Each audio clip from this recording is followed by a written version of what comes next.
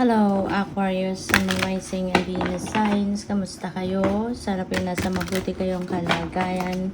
Welcome back po sa Star Tarot. At kung bago kayo rito, welcome din po kayo. Please subscribe, like, share my videos, and leave me a comment po kung naka-resonate kayo. Thank you. So, yung first message po ninyo, transformation. So, mayroong pagbabago magaganap dito. Sabi rito, reach out for the power and strength to make changes, enrich your life, and become the person you want to be. So, personal, no? Personal transformation, personal na pagbabago ang po pwedeng focus ninyo sa ngayon.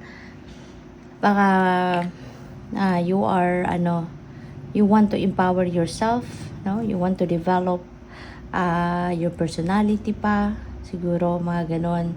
Pwede rin na meron dito mga pagbabago ng perspective, pagbabago siguro ng pag-uugali, how you carry yourself, yung mga ganon, no? So, pwedeng dun kayo magsisimula. So, that's really beautiful. So, what else? We have thorns, withering. The challenges ahead will bring in a new and positive future. Ayan. So, kasi marami kayong matututunan, no? Kung meron man kayong mga challenging situations, may mga difficulties, no, na maaaring na i-experience ninyo sa ngayon, Aquarius, sa pagharap ninyo sa hamon ng buhay na yan, marami kayong matututunan. Marami kayong marirealize, no, na kailangan baguhin, and pwedeng babaguhin ninyo yan, no. It's really going to lead you towards pagbuti, pagganda palalo, no, ng pag-aayos palalo ng sarili ninyo at ng buhay ninyo in general. So, what else? We have Phoenix. Ayan. Be prepared to be renewed after a period of crisis, no? So, ano man ang hirap, no, difficulty na pinagdadaanan ninyo, you are going to rise above that situation. Papunta na kayo sa pag-solve ng problema. Papunta na kayo dito sa pag-alis, no, sa sitwasyon na ito. Mababago na ang takbo ng buhay ninyo sa ngayon na mapagtatagumpayan mo, no? Kung ano man ang mga problema, ano man ang mga challenging situations na ito na iyong kinakaharap sa ngayon. So, let's see kung ano pa ang mga kaganapan, ano pa mga mensahe para sa iyo.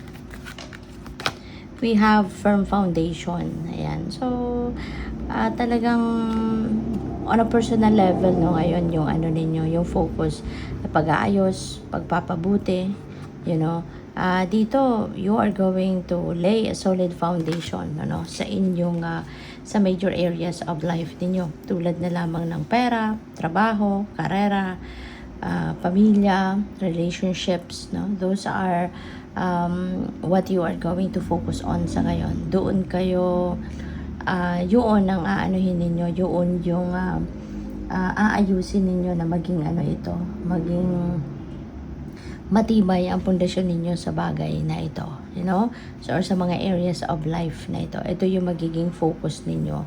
Ito yung pagbibigyan ninyo ngayon ng mas maraming oras, panahon at atensyon. We have movement, choices, decisions. So, there's going to be a lot of movement, a lot of travel siguro dito na magaganap. And pwede na yung mga decision din na gagawin ninyo, could be related also to finances. Siguro meron kayong mga expenditures, no, na hinaharap sa ngayon. Baka namimili kayo or pinag-iisipan ninyo ngayon, alin yung uunahin ninyo, ano yung ipaprioritize ninyo, alin ang mahalaga, 'di ba? Ano ang dapat na unahin na bayaran or bilhin, something like that. O pwede rin na relationship. Pwedeng merong kasalan, 'di ba? Baka merong proposal dito for marriage na pwedeng yun din ang pagdedesisyonan ng iba sa inyo, no? Or could be other things, could be travel, saang lugar kayo pupunta, 'di ba? Relocation, yung mga ganon. So we have trapped in fear. Ayan. So ang iba sa iyo natatakot, no, Aquarius, pero pwede na ito yung naramdaman ninyo dati, no? This could be in the past kasi dito matapang kayo, Meron kayong tapang, tibay ng loob, tatag ng dibdib, no? Kaya nga magtatagumpay kayo. Kaya feeling ko, ito yung naramdaman ninyo dati, no? Na hindi kayo makagalaw, hindi kayo makapagdesisyon, hindi kayo makausad sa buhay kasi natatakot kayong gawin, no? Yung mga bagay na gusto ninyong gawin. Pwedeng dati ito, no, ganito ang inyong sitwasyon, na punong-puno kayo ng pagdadalawang isip, natatakot kayo, 'di ba?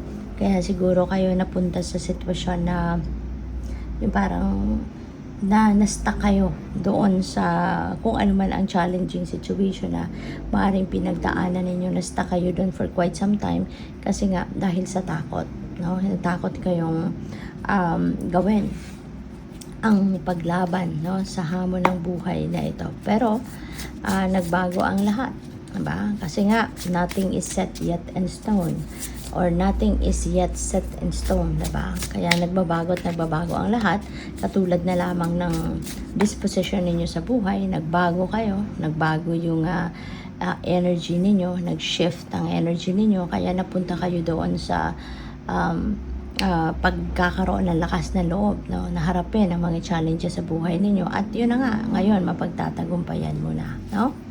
So what else? We have Creator Earth. Ayan. So you are going to really going to focus din, no, sa inyong paghahanap buhay, sa pera, sa pag-aaral, no, sa trabaho, sa karera, yung ganon, no? So you are really going to lay a solid foundation, lalo-lalo na pagdating sa inyong money, career, and finances. Baka meron kayong mga opportunities sa ngayon, no, to become richer, to receive more money, or meron kayong mga opportunity ngayon na magkakaroon kayo ng karagdagang kayamanan, financial gain, diba? So what else? We have You Are Magic. Ayan. So this is a reminder para sa iyo na you are magic, no? Marami kayong you have tricks on your sleeves. Kumbaga, nabaon-baon ninyo dito sa mundo. At yan ay magagamit ninyo para sa buti, ikakaayos ng inyong sitwasyon. Ito yung time na you are going to show off, no, your talents, your skills, your gifts, no, Aquarius. Kaya napakaganda. So tignan natin kung anong final message ninyo. Choose who you are becoming. Ayan. So parang pinag-iisip-isip kayo dito ng universe, pinagmumuni-muni kayo ng universe. Piliin ninyo kung ano yung pag-isipan ninyo, anong path ang gusto mong tahakin, no? Parang isipin ninyo kung ano yung gusto mong maging sitwasyon, no, in the near future, 'di ba? Mamili kayo, pag-isipan ninyo anong kalagayan sa buhay ang pinipili ninyo na magkaroon kayo, no? Yung ganon. So good luck. Thank you for watching. Love and light. Namaste.